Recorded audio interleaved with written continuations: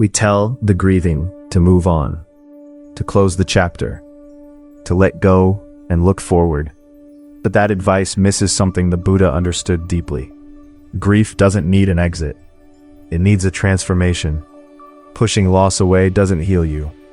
It just drives the pain underground, where it quietly grows heavier.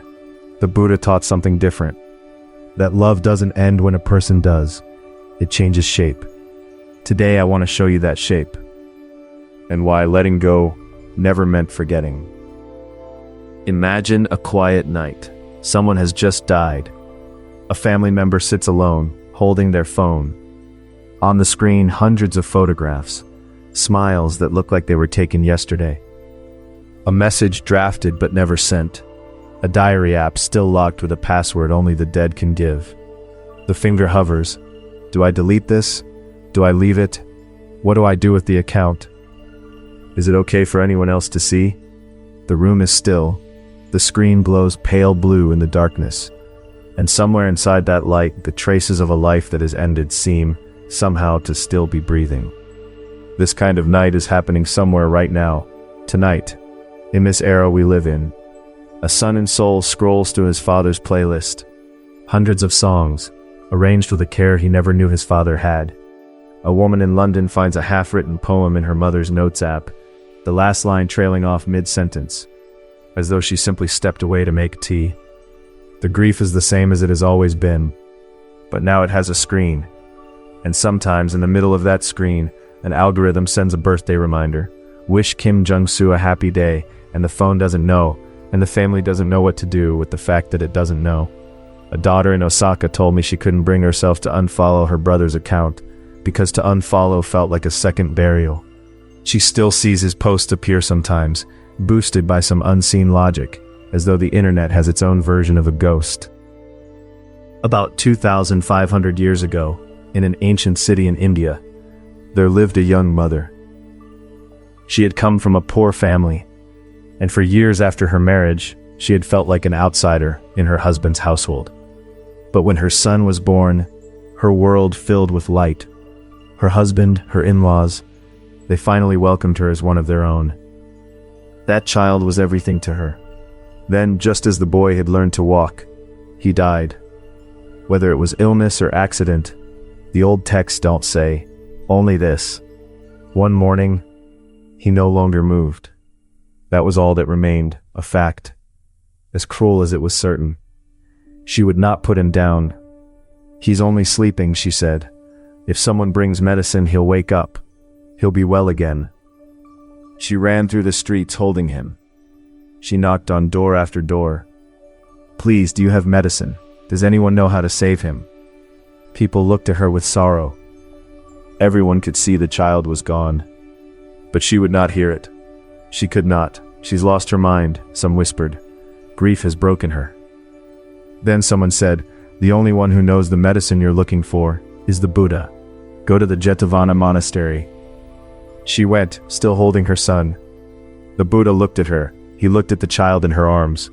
And quietly he said, you have come a long way. That medicine, yes, it exists.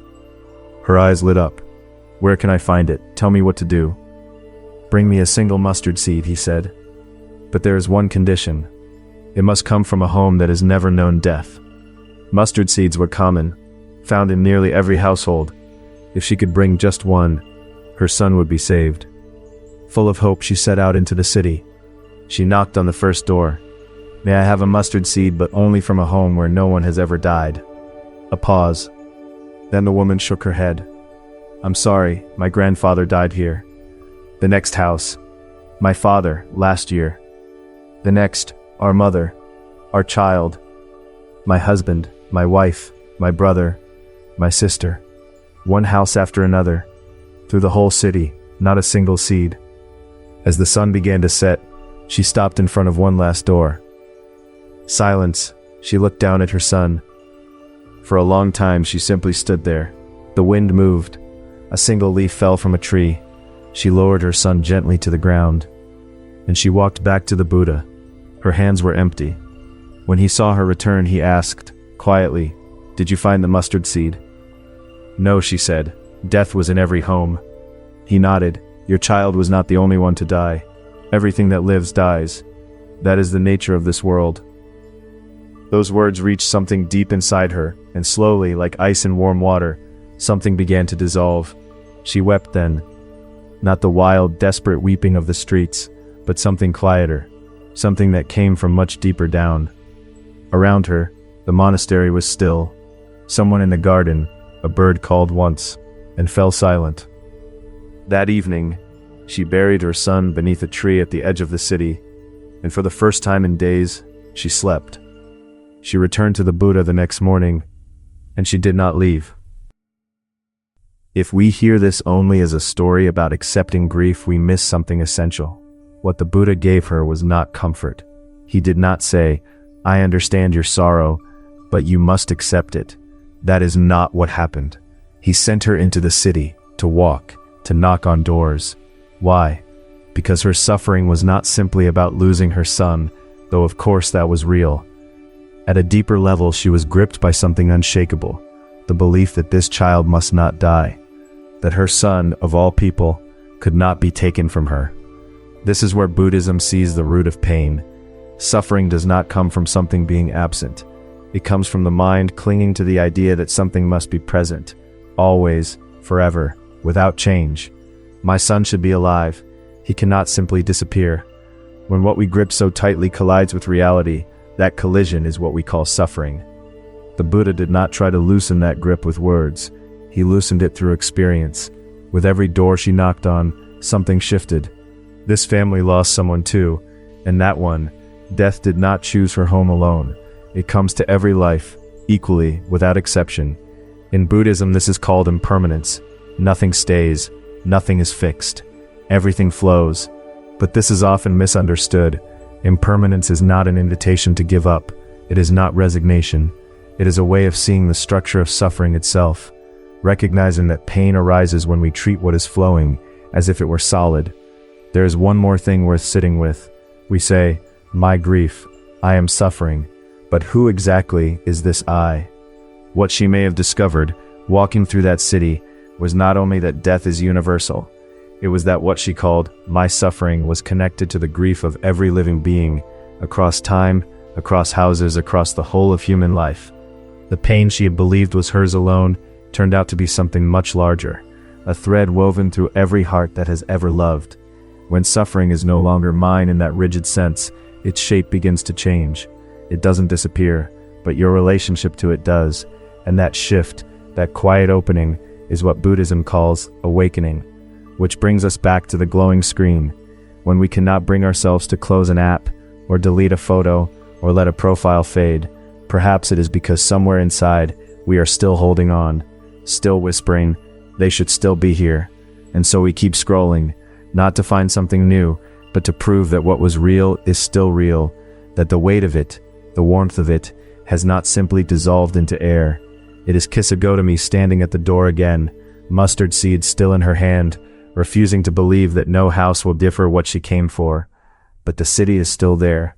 The doors are still waiting, and somewhere in the 10,000th scroll, in the blue light of 2 a.m., there may come a moment, not dramatic, not announced, when the hand slows, and something quietly recognizes, I am not the only one who has ever held a phone like this, in a dark room, unable to let go.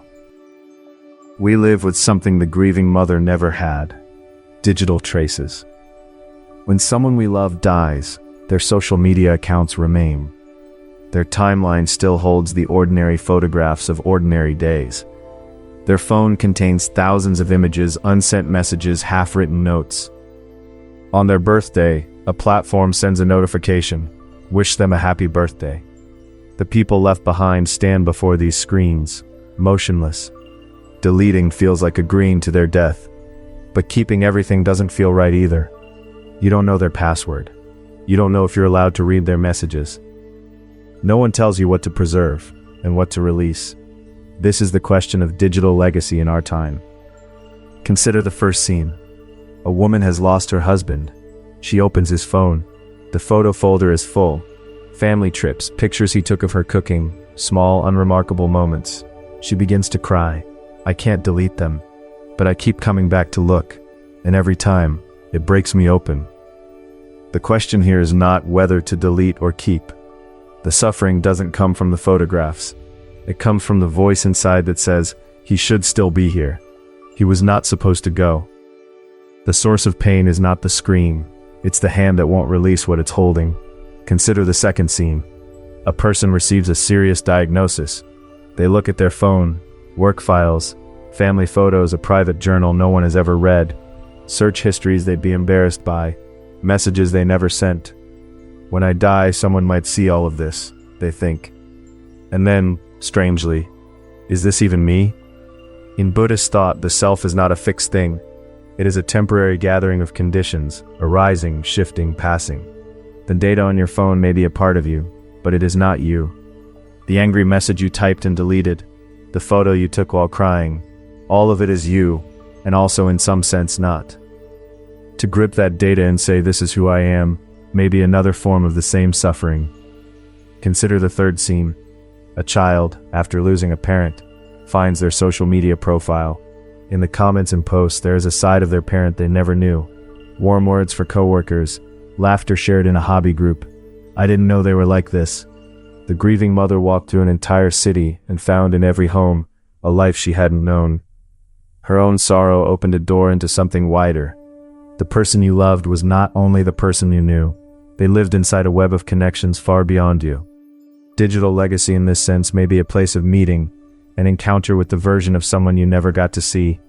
That can be frightening. It can also be profound.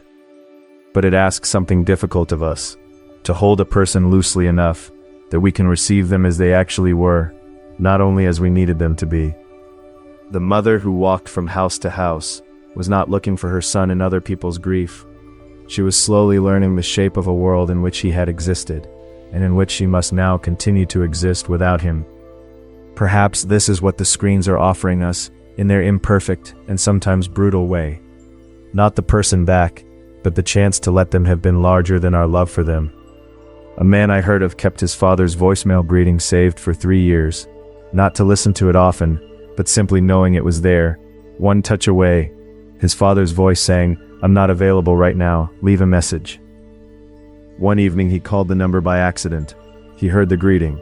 He sat on the floor of his kitchen and wept, and when he stood up, something had shifted, not healed, but loosened, like a knot that had finally been touched enough times to begin to give.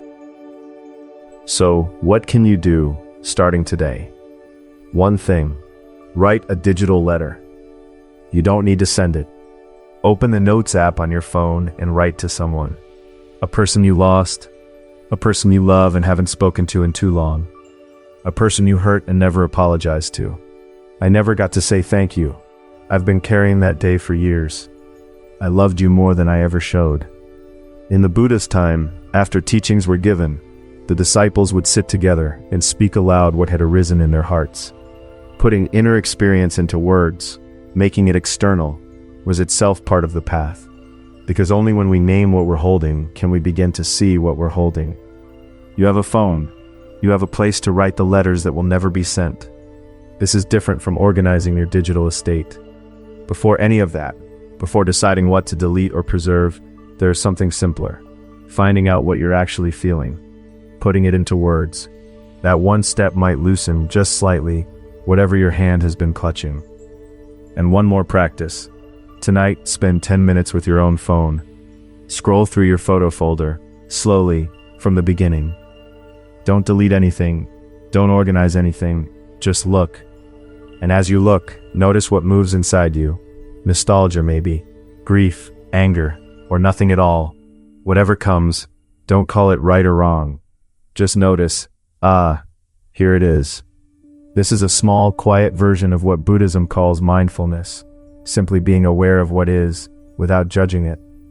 I can't promise it will solve anything, but you may find that your relationship to what's inside that phone begins, ever so gently, to shift. Because the phone is not really the point. It never was. It is just the place where everything you couldn't say out loud ended up waiting. And sometimes, waiting is enough. A monk I once heard of kept a single unfinished letter in his robe for 11 years. Not to send, but to remember that the feeling was still alive in him, still worth tending. The letter was never completed, but he said it taught him more about love than any teaching he had received. Is there something in your phone you haven't sent yet? Words you meant for someone and never found the moment to say, or words meant for someone who is no longer here to receive them. Where inside you are those words resting right now? A woman once told me she had written the same letter to her father 17 times, each draft folded and placed inside a drawer, waiting for the right occasion that never quite arrived. He died on an ordinary Tuesday, the drawer still full. She said the strangest part was that the letters were never really for him. They were the shape of her own heart, trying to know itself. And so she finally read them aloud, alone in his empty kitchen, to no one and to everything at once. And something in her, long held rigid, quietly opened. The letter was never the bridge. She was the bridge. To sit with today's question fully, it helps to first understand what Buddhism teaches about the moment of death itself. We explored that in a previous episode. You'll find the link waiting for you in the description below. The grieving mother walked through every house in the city. She never found the mustard seed, but she returned carrying something far greater than what she had gone looking for. The knowledge that death had not singled her out with unusual cruelty, that it flows equally through every life, and that the time she had shared with her son, those days of him learning to walk, of her world being lit up by his presence, that was real, that bond existed, that it mattered. In our time, the traces of those we love persist in digital form, photographs, messages, accounts that haven't been closed. There is no single right answer for what to do with them. Even the Buddha, I think, would not have said, do it this way. But perhaps this much can be said. The light on the screen, whether it stays or fades, is not where the connection lives. The connection lives in you. The bond between you and the person you lost is not stored in data. It is alive in you right now, in this moment. Some nights, it may be enough to close the phone, to sit in the quiet, because in that stillness, the things no screen could ever show might still be present. Thank you for being here with me today. The smell of their hair, the way they laughed before the joke was finished, the particular weight of their hand in yours, these are not memories fading, they are the mustard seed you carried home. May today's words quietly take root within you, one story a day. In a week, your words will change. In a month, your eyes will change. In a year, the same world will look completely different.